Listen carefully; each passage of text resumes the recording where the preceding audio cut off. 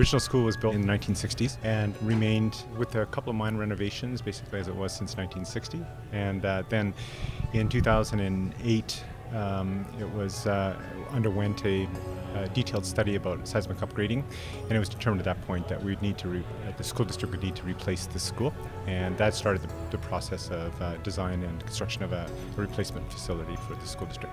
The first component is a really good thermal envelope, and the second component is the daylighting. It allows solar energy in during the winter time, so it reduces the heat load that's required from the geo-exchange field.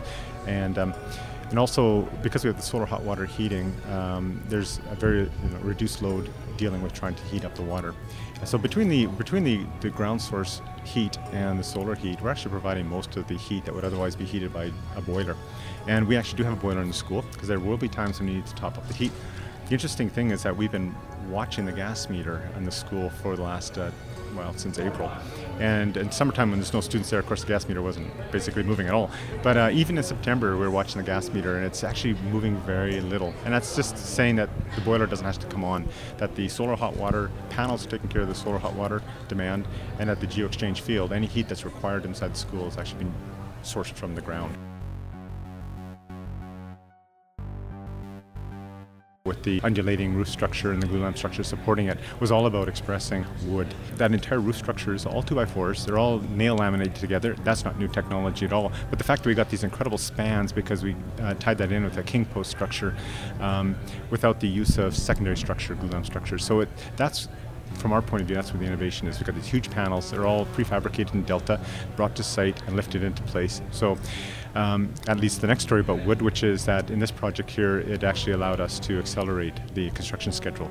All the walls were prefabricated on site, all the roof panels prefabricated on site, though the undulating roof panels prefabricated in Delta.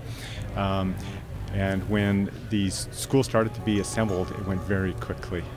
Incredibly quickly. The millwork was done off-site as well, obviously, so it was done in a millwork shop and came to site and went up very quickly. So that's a story about wood. You can't do that with concrete, you can't do that with steel, you can do it with wood.